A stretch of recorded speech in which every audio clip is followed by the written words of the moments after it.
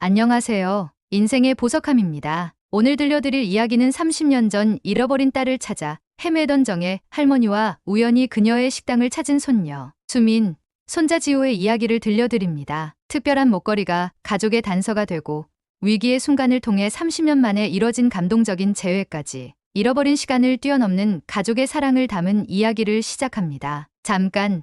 구독과 좋아요는 영상 제작에 힘이 됩니다. 정혜는 부유하지만 마음 한구석이 늘 허전했습니다. 햇살이 쏟아지는 오후, 정혜는 식당 창가에 앉아 지나가는 사람들을 바라보고 있었습니다. 이마에 패인 주름은 세월의 흔적을 고스란히 담고 있었고 손에는 약간의 떨림이 있었습니다. 단골 손님이 인사를 건네자 정혜는 미소를 지으며 고개를 끄덕였습니다. 정혜가 운영하는 정든 맛집은 동네에서 꽤 유명했습니다. 맛도 좋았지만 무엇보다 정혜의 따뜻한 인정이 사람들을 끌어모았습니다. 특히 가난하고 배고픈 사람들에게는 더없이 너그러운 곳이었습니다. 정혜는 음식을 담아내며 문득 30년 전 그날을 떠올렸습니다. 젊은 시절 혼란스러운 상황 속에서 내 살배기 딸 지연을 잃어버렸던 그 순간이 지금도 가슴을 후벼 파는 아픔으로 남아있었습니다. 시장통 인파 속에서 손을 놓친 순간부터 정혜의 삶은 완전히 달라졌습니다. 돈이 생기자 사람들을 고용해 딸을 찾기도 했지만 결국 헛된 노력이었습니다. 그 후로 정혜는 평생 딸을 찾는 일을 포기하지 않았습니다. 그러나 세월이 흐르는 동안 희망은 점차 희미해져 갔습니다. 그래서 시작한 것이 이 식당이었습니다. 어쩌면 배고픈 누군가에게 밥 한 끼를 대접하는 일이 자신의 딸에게도 닿을지 모른다는 작은 믿음으로 문을 열었던 것입니다. 그렇게 20년을 운영하다 보니 이제는 동네 명소가 되었습니다. 한 손님이 국을 더 달라고 하자 정혜는 반갑게 국자를 들었습니다. 부유해진 후에도 정혜가 식당을 계속 운영하는 이유를 아는 사람은 많지 않았습니다. 다만 정혜가 종종 홀로 창가에 앉아 먼 곳을 바라보며 눈시울을 붉히는 모습을 본 사람들은 정혜의 마음 한켠에 깊은 상처가 있음을 짐작했습니다. 저녁이 되면 정혜는 남은 음식을 도시락에 싸서 동네 어려운 이웃들에게 나누어 주었습니다. 오늘도 연휴 때와 같이 도시락을 들고 집으로 돌아가는 학생들과 퇴근하는 노동자들에게 음식을 건넸습니다. 그들이 감사 인사를 전하자 정혜는 이내 맛있게 먹고 내일도 오라며 답했습니다. 그렇게 하루를 마무리하며 정혜는 식당 문을 닫았습니다. 비록 화려한 집이 기다리고 있지만 그곳에는 온기가 없었습니다. 단지 벽과 가구만 있을 뿐 가족의 웃음소리는 없었습니다. 그리운 딸의 빈자리가 너무나 크게 느껴지는 공간이었습니다. 잠들기 전 정혜는 항상 딸의 마지막 모습이 담긴 사진을 보았습니다. 작은 손으로 엄마의 손을 꼭 잡고 해맑게 웃고 있는 모습이었습니다. 정혜는 사진을 보며 오늘도 잘 지내는지 속삭였습니다. 그리고 내일도 식당에 나가 누군가에게 따뜻한 밥 한 그릇을 대접하며 기다릴 것입니다. 언젠가 돌아올 딸을 위해 그날이 올 때까지 정혜는 포기하지 않을 것입니다. 오랜 가을비가 그치고 맑은 하늘이 열린 어느 오후, 정혜는 평소처럼 식당을 운영하고 있었습니다. 바쁜 점심시간이 지나자 손님들이 조금씩 빠져나가기 시작했고 식당은 한가로운 분위기에 잠겼습니다. 정혜는 창가 테이블을 정리하며 거리를 바라보았습니다. 그때 허름한 교복을 입은 12살쯤 돼 보이는 소녀와 8살 정도로 보이는 남자아이가 식당 앞에서 서성이는 모습이 눈에 들어왔습니다. 두 아이는 메뉴판을 들여다보다가 무언가 이야기를 나누더니 머뭇거리며 식당 문을 열었습니다. 정혜는 반갑게 아이들을 맞이했고 소녀는 긴장한 듯 김치찌개 한 그릇과 공기밥 2개를 주문했습니다. 정혜는 두 아이의 모습을 유심히 살폈습니다. 소녀는 작은 키에 마른 체구였지만 눈빛은 또렷했습니다. 팔목이 드러난 교복은 소매가 짧아 보였고 곳곳이 낡아 있었습니다. 남자아이는 누나 뒤에 반쯤 숨어 있었지만 호기심 가득한 눈으로 식당 안을 둘러보고 있었습니다. 음식을 준비하며 정혜는 두 아이가 한 그릇을 나눠 먹으려는 모습이 안쓰러웠습니다. 그래서 일부러 김치찌개를 넉넉히 담고 밑반찬도 평소보다 많이 내놓았습니다. 아이들 앞에 음식을 내려놓자 남자아이 지호의 눈이 동그래졌고 반찬이 많다며 기뻐했습니다. 소녀 수미는 얼른 동생을 진정시키며 조용히 식사하자고 타일렀습니다. 두 아이는 정성껏 음식을 나눠 먹기 시작했습니다. 수미는 더 많은 양을 동생 그릇에 담아주었고 본인은 조금씩만 먹었습니다. 마치 어른처럼 동생을 살피는 그 모습에서 정혜는 가슴이 저려왔습니다. 정혜가 아이들의 이름을 물었고 소녀는 잠시 망설이다 자신은 수민이고 동생은 지호라고 대답했습니다. 학교를 마치고 가는 길에 특별히 맛있는 것을 먹고 싶어 들렀다는 수민의 말에 정혜는 그 모습에서 어딘지 모르게 익숙한 느낌을 받았습니다. 수민의 모습은 마치 오래전 자신의 딸 지연을 보는 것 같았습니다. 특히 미간을 살짝 찌푸리며 생각에 잠기는 모습이 너무나 닮아 있었습니다. 정혜는 아이들에게 배고프면 언제든지 와도 된다며 진심 어린 환영의 말을 건넸습니다. 식사를 마친 후 수민이 지갑에서 구겨진 지폐를 꺼내려 하자 정혜는 그것을 말렸습니다. 오늘은 식당 개업 기념일이라 특별히 손님들에게 서비스를 제공한다고 거짓말을 했습니다. 수민은 잠시 망설이다가 정혜의 호의를 받아들였고 작은 목소리로 감사 인사를 전했습니다. 정혜는 아이들이 떠나는 모습을 지켜보며 묘한 그리움을 느꼈습니다. 마치 오래 잃어버린 무언가를 다시 찾은 듯한 느낌이었습니다. 그 후로도 수민과 지호는 일주일에 두세 번씩 식당을 찾아왔습니다. 처음에는 긴장하고 조심스러워하던 아이들이 점차 정혜와 친해지기 시작했습니다. 한 달쯤 지났을 때 비가 심하게 오는 날 수민과 지호가 흠뻑 젖은 채로 식당에 들어왔습니다. 정혜는 서둘러 수건을 가져와 아이들의 머리를 닦아주었습니다. 그때 수민의 얼굴에 드리운 그늘을 발견했습니다. 아이의 눈가에는 지워지지 않은 눈물 자국이 남아 있었고 지호 역시 평소보다 조용했습니다. 정혜는 묻지 않았습니다. 대신 따뜻한 국과 밥을 내오며 아이들을 위로했습니다. 식사를 마친 후에도 비가 그치지 않자 정혜는 자신의 우산을 내밀며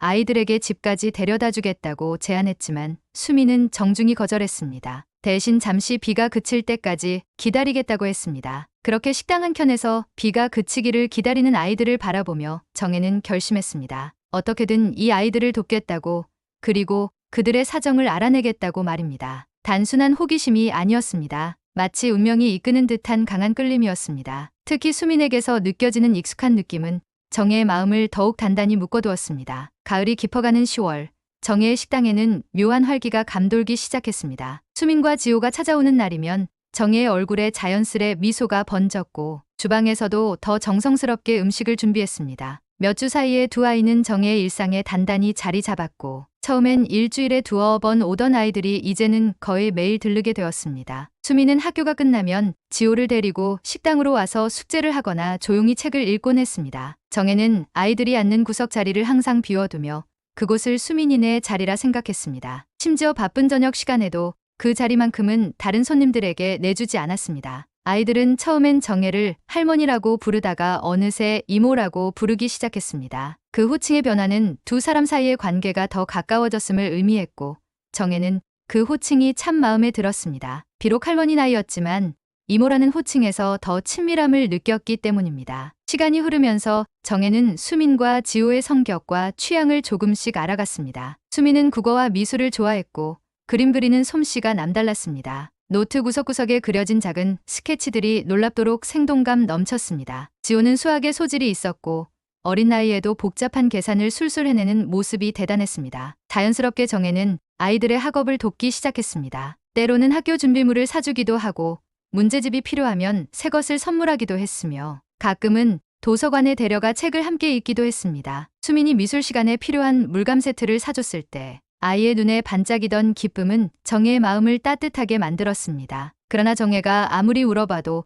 아이들은 집안 형편이나 부모님에 관해서는 말을 아꼈습니다. 특히 수민은 그런 질문이 나오면 재빨리 화제를 돌리며 불편한 기색을 내비쳤습니다. 하지만 정혜는 아이들의 행동과 말투에서 많은 것을 읽어내었습니다. 언제나 절약하는 모습, 조금이라도 도움을 받으면 지나치게 감사해야 하는 태도, 그리고 가끔 수민이 흘리는 피곤한 한숨까지 모든 것이 가정 형편이 넉넉지 않음을 말해주었습니다. 10월 말 추워진 날씨에 지호가 기침을 심하게 하며 식당에 왔습니다. 얼굴이 붉게 달아오른 채 콜록콜록 기침을 해대는 모습이 심상치 않았습니다. 정혜가 지호의 이마를 짚어보니 열이 있었고 병원에 가봐야 한다고 권했습니다. 수민은 난처한 표정을 지었고 집에 가서 약을 먹이면 나아질 거라고 말했지만 정혜는 고집을 부렸습니다. 결국 수민의 동의를 얻어 셋은 근처 소아과로 향했고 의사는 지호에게 감기약을 처방해 주었습니다. 정혜가 진료비를 지불하자 수민은 처음엔 거절했지만 정혜의 진심 어린 배려에 마지못해 수긍했습니다. 병원에서 나오는 길,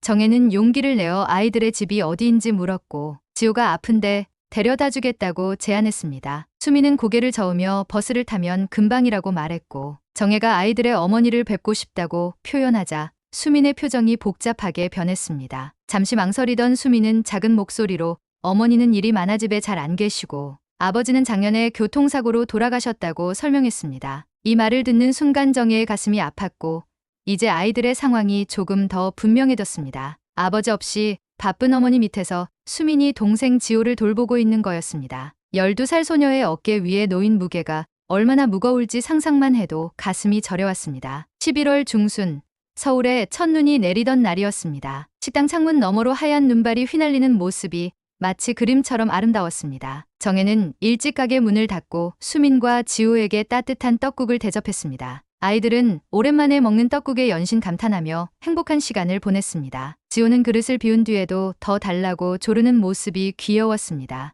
날씨가 좋지 않아 정혜는 아이들에게 택시를 타고 가라며 돈을 내밀었지만 수민은 정중히 거절했습니다. 무슨 일이 있어도 정혜의 돈을 직접 받는 것만큼은 피하려는 듯했습니다. 자존심이 강한 12살 소녀의 마음을 정혜는 이해했습니다. 아이들이 옷을 입고 떠날 준비를 하는 동안 갑작스레 지호가 화장실로 뛰어갔습니다. 수민은 미안한 듯 웃으며 기다렸고 정혜는 괜찮다는 듯 손을 내저었습니다. 그때였습니다. 수민이 목에 걸고 있던 금색 목걸이가 갑자기 끊어져 바닥에 떨어졌습니다. 작은 펜던트가 달린 그 목걸이는 마침 테이블 밑으로 굴러갔고 수민은 당황한 표정으로 주워들었습니다. 수민이 낮은 목소리로 끊어진 목걸이를 보며 중얼거렸고 정혜는 수민의 표정에서 그 목걸이가 평범한 장신구가 아님을 직감했습니다. 수민의 손이 약간 떨리고 있었고 눈빛에는 당혹감과 함께 뭔가 복잡한 감정이 스쳐 지나갔습니다. 정혜가 그것이 중요한 물건인지 고장났는지 물었고 수민은 잠시 망설이다 고개를 끄덕이며 어머니가 어릴 때 줬던 것인데 체인이 자꾸 끊어진다고 답했습니다. 정혜는 부드럽게 미소 지으며 예전에 액세서리 가게에서 일한 경험이 있어 간단한 수리가 가능하다고 제안했습니다. 수민은 처음에는 망설였지만 결국 정혜에게 목걸이를 건넸습니다. 정혜는 그것을 받아들고 주방으로 향했고 서랍에서 작은 공구 상자를 꺼냈습니다. 목걸이의 끊어진 부분을 살펴보니 간단한 수리로 고칠 수 있을 것 같았습니다. 작업을 하는 동안 정혜는 목걸이의 펜던트를 자세히 보게 되었습니다. 작은 하트 모양의 펜던트는 바깥쪽에 꽃무늬가 새겨져 있었고 뭔가 열리는 구조로 되어 있는 것 같았습니다. 오래된 듯한 그 물건에서는 묘한 익숙함이 느껴졌습니다. 수리를 마친 후 정혜는 목걸이를 수민에게 돌려주었습니다. 수민은 진심으로 고마워하며 목걸이를 다시 목에 걸었고 지호도 화장실에서 돌아와서 쓴 작별 인사를 나눴습니다. 정혜는 아이들에게 우산을 건네주며 조심히 가라고 당부했습니다. 아이들이 떠난 후 정혜는 문득 그 목걸이에서 느껴진 익숙함을 떠올렸습니다. 어디서 본 듯한 그 디자인이 자꾸만 머릿속을 맴돌았습니다. 밤새 생각해도 답을 찾지 못한 정혜는 다음날 아침 오래된 사진첩을 뒤적이기 시작했습니다. 수십 년 동안 모아둔 사진들 속에서 무언가를 찾고 있었습니다. 몇 시간의 검색 끝에 정혜는 마침내 자신이 찾던 것을 발견했습니다. 30년 전 딸 지연의 넷째 생일 사진이었습니다. 그 사진 속에서 지연은 분홍색 드레스를 입고 있었고 목에는 분명 어제 본 것과 똑같은 하트 모양 펜던트 목걸이를 걸고 있었습니다. 정혜의 심장이 빠르게 뛰기 시작했습니다. 그날 오후 정혜는 자신의 방 깊숙한 곳에 보관해 두었던 상자를 꺼냈습니다. 그 안에는 지연이와 관련된 소중한 물건들이 보관되어 있었습니다. 오래된 인형, 첫 신발, 그리고 하트 모양 목걸이의 쌍둥이 펜던트가 있었습니다. 정혜는 떨리는 손으로 그것을 집어들었습니다. 일란성 쌍둥이 같이 똑같은 디자인이었습니다. 정혜는 목걸이의 비밀을 알게 된 후 며칠 동안 큰 혼란에 빠졌습니다. 수민의 어머니가 자신의 딸 지연이라는 사실은 이제 확실했지만 어떻게 이 사실을 전해야 할지 고민이 되었습니다. 지연이 자신의 출생에 대해 알고 있는지도 불확실했습니다. 게다가 지연이 정체를 알고 있다면 왜 정혜를 찾지 않았을까 하는 의문도 들었습니다. 정혜의 마음은 기쁨과 두려움이 뒤섞인 복잡한 감정으로 가득 찼습니다. 30년 동안 그토록 찾아 헤매던 딸이 바로 가까이에 있었다니. 하지만 잘못 접근했다가 지연과 아이들을 놀라게 하거나 더 나쁘게는 그들이 자신의 곁에서 영원히 사라질까 두려웠습니다. 다음 주 화요일 수민과 지호가 평소처럼 식당에 들렀습니다. 정혜는 평소와 같은 모습을 유지하려 했지만 가슴이 두근거려 어쩔 줄 몰랐습니다. 수민을 보는 눈빛도 달라져 있었습니다. 이제 정혜는 수민에게서 지연의 어린 시절 모습을 더 선명하게 볼 수 있었습니다. 같은 미간의 주름, 웃을 때 나타나는 눈가의 주름, 그리고 말투까지. 모든 것이 지연을 닮아 있었습니다. 정혜는 조심스럽게 아이들에게 집안 이야기를 물었습니다. 어디에 사는지, 어머니는 어떤 일을 하시는지, 그리고 어머니의 어린 시절에 대해 들은 이야기가 있는지 등을 물었습니다. 수민은 경계하는 듯했지만 정혜와의 관계가 쌓여 있어 조금씩 대답해 주었습니다. 수민의 말에 따르면 가족은 서울 북쪽 작은 아파트에 살고 있었고 어머니는 백화점 의류 매장에서 일하고 있었습니다. 아버지가 돌아가신 후로 어머니 혼자서 두 아이를 키우느라 늘 바쁘고 피곤해 보였다고 했습니다. 어머니의 어린 시절에 대해서는 많이 알지 못했지만 어릴 때 부모님을 잃고 양부모 밑에서 자랐다는 이야기를 들었다고 했습니다. 이 말을 들은 정혜의 눈에 눈물이 고였습니다. 딸 지연이 양부모 밑에서 자랐다면 아마도 그날 시장에서 누군가에게 발견되어 입양되었을 가능성이 컸습니다. 그렇다면 지연은 자신의 진짜 부모님이 누구인지 모를 수도 있었습니다. 하지만 목걸이를 간직했다는 것은 무언가 기억하고 있거나 적어도 자신의 출생에 대한 단서를 갖고 있었다는 뜻일 수도 있었습니다. 정혜는 결심했습니다. 지연을 직접 만나봐야 했습니다. 하지만 갑자기 나타나 자신이 친어머니라고 말한다면 지연은 큰 충격을 받을 수 있었습니다. 더 신중하게 접근해야 했습니다. 우선은 수민과 지호를 통해 지연에 대해 더 많이 알아내기로 했습니다. 다음 날 정혜는 가게에서 수민과 지호를 기다렸습니다. 마음속으로는 수십 가지 질문이 맴돌았지만 평소와 같은 모습을 유지하려 노력했습니다. 오후가 되어 아이들이 들어오자 정혜는 심장이 더 빠르게 뛰는 것을 느꼈습니다. 수민의 목에는 여전히 그 목걸이가 걸려 있었습니다. 정혜는 평소처럼 아이들에게 간식을 내어주며 자연스럽게 대화를 이끌었습니다. 그리고 떠나기 전 수민에게 어제 고쳐준 목걸이가 잘 있는지 물었습니다. 수민은 밝게 웃으며 고개를 끄덕였고 정혜는 조심스럽게 그 목걸이에 대해 더 물었습니다. 수민은 목걸이를 만지작거리며 이것이 어머니의 소중한 물건이라고 말했습니다. 어렸을 때부터 갖고 있던 것인데 어머니가 수민의 10번째 생일에 물려주었다고 했습니다. 그 이야기를 들으며 정혜의 의심은 더욱 커졌습니다. 정혜는 며칠 후 수민과 지호에게 주말에 같이 놀이공원에 가자고 제안했습니다. 그리고 어머니도 함께 오시라고 전해달라고 부탁했습니다. 수민은 처음에는 놀란 듯했지만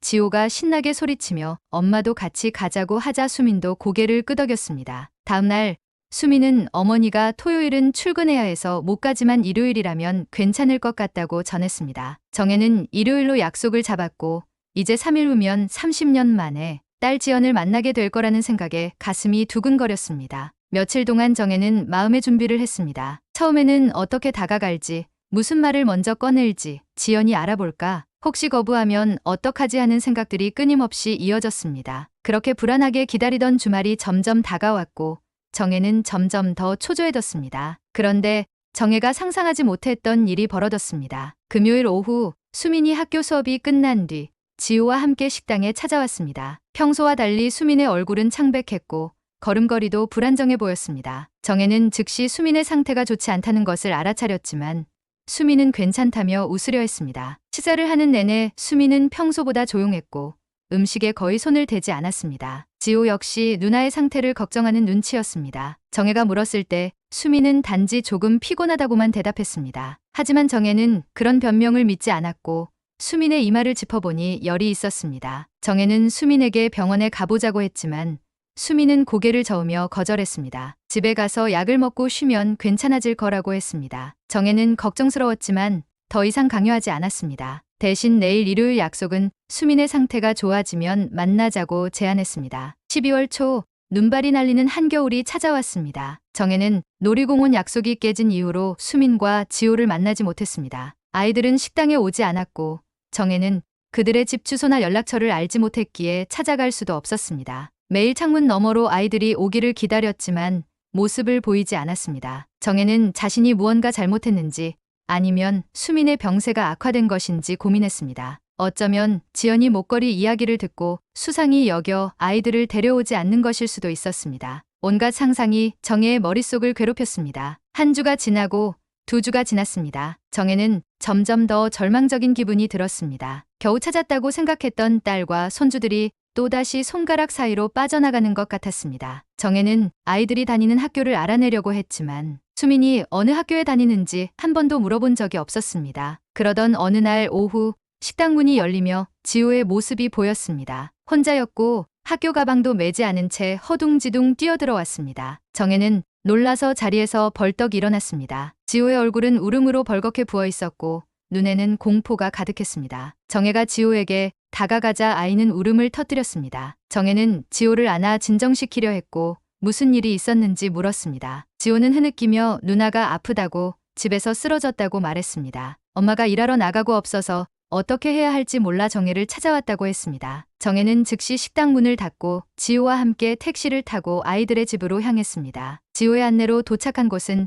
낡은 다세대 주택의 반지하 방이었습니다. 좁고 습기 찬 공간에서 수미는 이불 위에 누워 있었고 얼굴은 창백했으며 이마에는 식은땀이 맺혀 있었습니다. 정혜는 수민의 상태를 확인하고 즉시 구급차를 불렀습니다. 수민의 열은 매우 높았고 배를 움켜쥐며 통증을 호소했습니다. 구급대원이 도착하자 수민의 상태를 살피고 급히 병원으로 이송해야 한다고 말했습니다. 급성 맹장염이 의심된다고 했습니다. 정혜는 지호의 손을 잡고 구급차에 함께 탔습니다. 수민이 병원으로 이송되는 동안 정혜는 지연에게 연락을 취해야 한다고 생각했습니다. 지호에게 어머니의 전화번호를 물었고 병원에 도착하자마자 공중전화로 전화를 걸었습니다. 수화기 너머로 들리는 목소리에 정혜의 심장은 멎는 듯했습니다. 30년 만에 듣는 딸의 목소리였습니다. 정혜는 감정을 억누르며 상황을 설명했습니다. 지연은 놀라서 소리를 질렀고 즉시 병원으로 오겠다고 했습니다. 의사들은 수민을 검사실로 데려갔고 정혜와 지호는 대기실에서 기다렸습니다. 얼마 지나지 않아 의사가 나와 수민의 상태를 설명했습니다. 급성 맹장염이 의심되며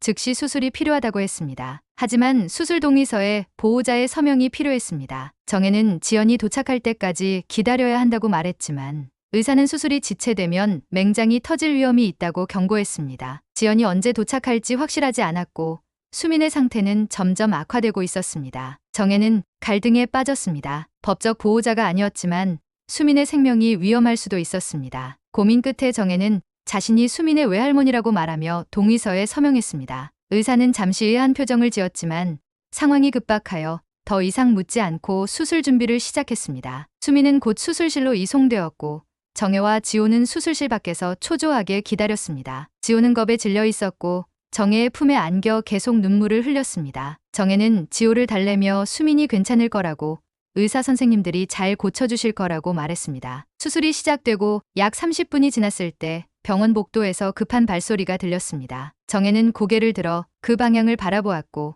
시선이 마주친 그 순간 숨이 멎는 듯했습니다. 자신을 향해 뛰어오는 여성의 모습에서 정혜는 딸 지연을 한눈에 알아보았습니다. 30년의 세월이 흘렀지만 그 눈빛은 정혜가 기억하는 그대로였습니다. 이제는 30대 중반의 여성이 된 지연의 얼굴에는 당혹감과 공포, 그리고 궁금함이 뒤섞여 있었습니다. 지호가 달려가 어머니를 껴안았고 지연은 아들을 안으며 정혜를 바라보았습니다. 두 사람의 시선이 마주치는 순간 시간이 멈춘 듯했습니다. 정혜는 몸이 굳어 움직일 수 없었고 지연도 마찬가지였습니다. 그렇게 서로를 바라보던 중 수술실 문이 열리고 의사가 나왔습니다. 의사는 수술이 성공적으로 끝났다고 수민은 회복실로 옮겨졌다고 알려주었습니다. 안도의 한숨을 내쉰 지연이 정혜에게 다가왔습니다. 그리고 낮은 목소리로 물었습니다. 어떻게 알게 되었냐고, 왜 자신의 딸과 함께 있는지, 그리고 가장 중요한 질문, 정혜는 도대체 누구인지. 정혜의 눈에서 눈물이 흘렀습니다. 30년 동안 꿈꿔왔던 순간이 드디어 눈앞에 펼쳐졌습니다. 정혜는 떨리는 손을 뻗어 지연의 팔을 잡았습니다. 그리고 마침내 입을 열었습니다. 병원 복도에 흐르는 정적 속에서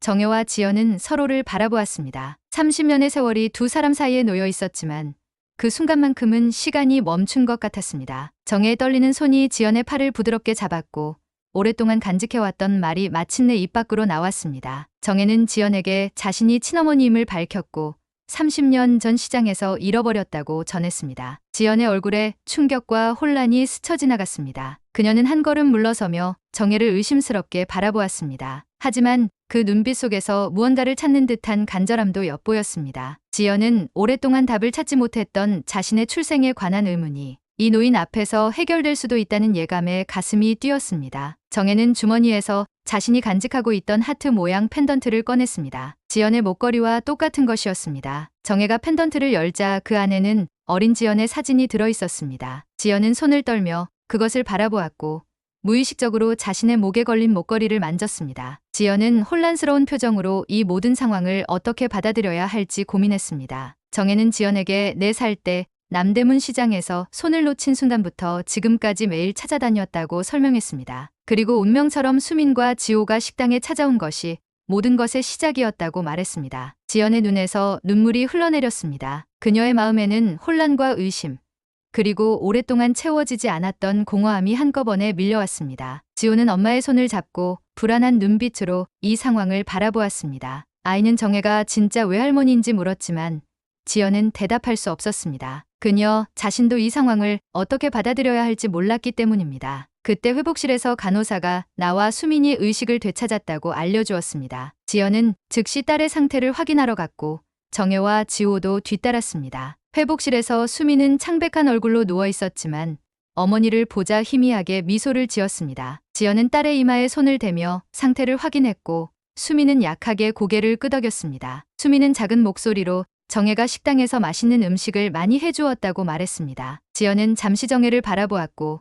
그녀의 눈에는 복잡한 감정이 어려 있었습니다. 의사는 수민의 상태를 확인하고 수술이 성공적이었으니 걱정하지 말라고 했습니다. 다만 이틀 정도는 병원에 입원해 있어야 한다고 덧붙였습니다. 병원 복도로 나온 정혜와 지연은 잠시 침묵했습니다. 지연은 정말로 자신이 정혜의 딸인지 확인했고 정혜는 목걸이가 증거라며 넷째 생일에 서로 하나씩 가졌던 것이라고 설명했습니다. 지연은 양부모님이 자신을 길에서 발견했다고만 들었고 진짜 부모님에 대해서는 아무것도 모르고 자랐다고 말했습니다. 정혜는 그날 시장이 너무 혼잡했고 잠시 손을 놓친 사이에 지연을 잃어버렸다고 설명했습니다. 그 후로 경찰에 신고하고 온 도시를 뒤지고 현상금까지 걸었지만 결국 찾지 못했다고 했습니다. 지연의 눈에서도 눈물이 흘렀습니다. 그녀는 평생 알지 못했던 자신의 출생과 부모님에 대한 궁금증이 이제야 조금씩 풀리는 것 같았습니다. 어린 시절부터 막연히 느껴왔던 그리움의 정체가 바로 정혜,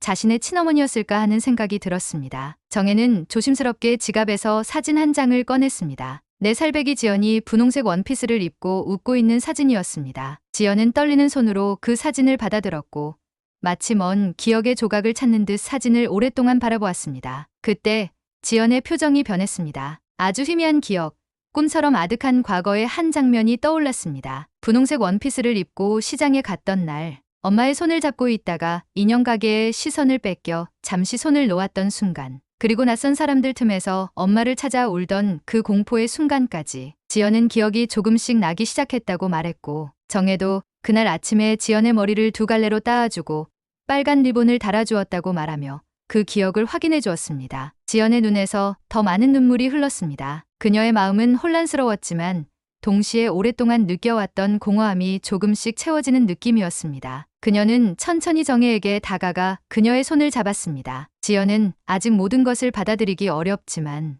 아이들이 할머니를 찾아낸 것은 아마도 운명이었을 것이라고 말했습니다. 정혜는 지연의 손을 꼭 잡았습니다. 30년 동안 그토록 그리워했던 딸의 손이었습니다. 이제 그녀는 자신의 딸을 다시 찾았을 뿐만 아니라 손녀와 손자까지 얻게 되었습니다. 그 감격은 말로 표현할 수 없을 만큼 컸습니다. 정혜는 이제 다시는 헤어지지 말자고 말했고 지연과 아이들에게 해줄 수 있는 모든 것을 해주고 싶다고 했습니다. 지연은 고개를 끄덕였습니다. 그녀의 마음에는 여전히 많은 질문이 남아있었지만 지금은 딸 수민의 회복이 가장 중요했습니다. 나머지 이야기는 천천히 나눌 수 있을 것이라 생각했습니다. 병실로 돌아온 2사람을 보고 수민은 약하게 미소 지었고 지호는 여전히 상황을 완전히 이해하지 못한 채 2 어른을 번갈아 바라보았습니다. 그날 밤 정혜는 병원에 남아 수민과 지호를 돌보겠다고 제안했고 지연은 집에 가서 필요한 물건들을 가져오겠다고 했습니다. 따스한 봄 햇살이 창문을 통해 쏟아져 들어오는 아침이었습니다. 수민의 병실은 형형색색의 꽃으로 가득했고 창가에 놓인 화분들은 새로운 생명의 시작을 알리는 듯 싱그러움을 더했습니다. 병원 생활 2주일 만에 퇴원을 앞둔 수민은 창밖을 바라보며 깊은 생각에 잠겨 있었습니다. 수술 후 회복 과정은 순탄했습니다. 정혜는 거의 매일 병원을 찾아 손녀를 돌보았고 지연도 백화점 일을 조정하며 딸의 곁을 지켰습니다. 지호는 학교가 끝나면 곧장 병원으로 달려와 누나에게 그날 있었던 일들을 신나게 이야기해 주었습니다. 처음에는 어색했던 4사람의 관계가 조금씩 자연스러워지고 있었습니다. 정혜와 지연은 매일 조금씩 과거의 이야기를 나누었습니다. 지연이 어떻게 양부모 밑에서 자랐는지, 정혜가 딸을 잃고 어떤 삶을 살았는지, 그리고 2사람이 서로를 그리워하며 보냈던 시간들에 대해서도 이야기했습니다. 때로는 눈물을 흘리기도 했지만 그 눈물은 점차 치유의 눈물로 변해갔습니다. 수민의 퇴원을 하루 앞둔 날, 정혜는 중요한 제안을 했습니다. 지연과 아이들이 자신의 집으로 이사 오면 어떻겠냐는 것이었습니다. 정혜의 집은 충분히 넓었고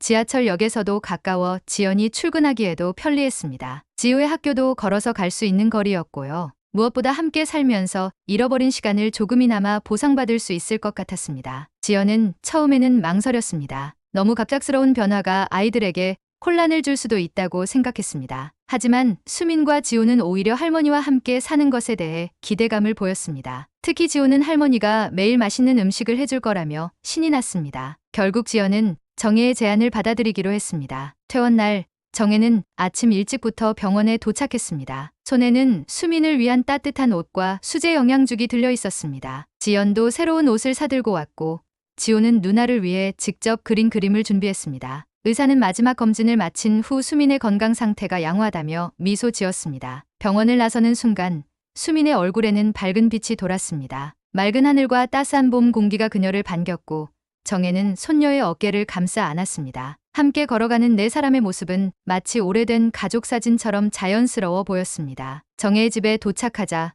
지연과 아이들은 놀라움을 감추지 못했습니다. 넓고 밝은 거실과 잘 가꾸어진 정원은 그들이 살던 어두운 반지하 방과는 너무나 달랐습니다. 정혜는 아이들을 위해 방을 특별히 꾸며 놓았고 수민을 위한 책상과 지호를 위한 장난감도 준비해 두었습니다. 첫날 저녁 정혜는 정성스럽게 식사를 준비했습니다. 테이블 위에는 갖가지 반찬과 따뜻한 국, 그리고 아이들이 좋아하는 디저트까지 놓여 있었습니다. 네 사람은 처음으로 한 테이블에 둘러앉아 식사를 했고 지호의 제잘거림과 수민의 웃음소리가 집안에 가득했습니다. 식사 후 정혜는 오래된 앨범을 꺼냈습니다. 그 안에는 지연의 어린 시절 사진들이 가득했습니다. 돌잔치 사진, 첫 생일 사진, 그리고 잃어버리기 직전에 찍은 공원 나들이 사진까지. 지연은 처음 보는 자신의 모습에 눈물을 글썽였고 수민과 지호는 어린 엄마의 모습을 신기한 듯 바라보았습니다. 시간이 흐르면서 지연과 정혜 사이의 어색함은 점점 사라져갔습니다. 정혜는 딸에게 30년 동안 자신이 어떻게 살아왔는지, 어떻게 사업을 시작하게 되었는지,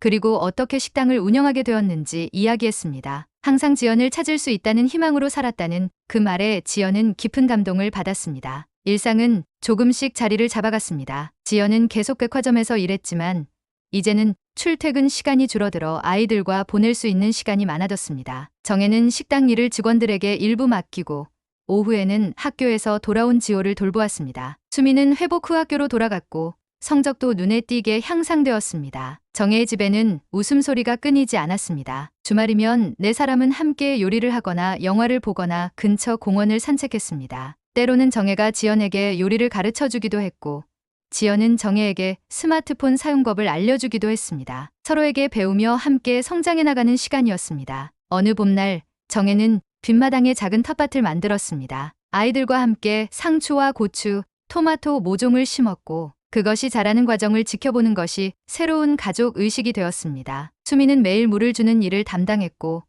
지호는 벌레를 잡는 경비대장을 자처했습니다. 식당 일도 가족의 일이 되었습니다. 주말이면 지연과 아이들도 식당에 들러 일을 돕곤 했습니다. 수미는 의외로 서빙 일에 소질이 있었고 지호는 손님들에게 귀여움을 독차지했습니다. 지연도 점차 요리 솜씨가 늘어 정혜의 특별 메뉴를 몇 가지 배우기 시작했습니다. 여름이 되자 정혜는 가족 여행을 제안했습니다. 강원도 바닷가에 조용한 펜션을 예약했고 4일간의 휴가를 계획했습니다. 처음으로 떠나는 가족 여행에 모두가 설레었습니다. 특히 바다를 한 번도 본 적 없는 지호는 밤마다 여행 이야기를 하며 잠들곤 했습니다. 여행은 그들에게 잊지 못할 추억이 되었습니다. 맑은 바다에서 물놀이를 하고 모래성을 쌓고 저녁에는 바비큐 파티를 했습니다. 밤하늘의 별을 보며 네 사람은 각자의 소원을 빌었고 그 소원들은 이미 이루어진 것 같았습니다. 가족이라는 이름으로 함께하는 지금이 바로 그들 모두가 바라던 행복이었으니까요. 가을이 되어 수민의 생일이 다가왔습니다. 정혜는 특별한 선물을 준비했습니다. 바로 자신과 지연이 가지고 있던 하트 모양 목걸이와 똑같은 것을 수민을 위해 맞춰 온 것이었습니다. 세 개의 똑같은 목걸이는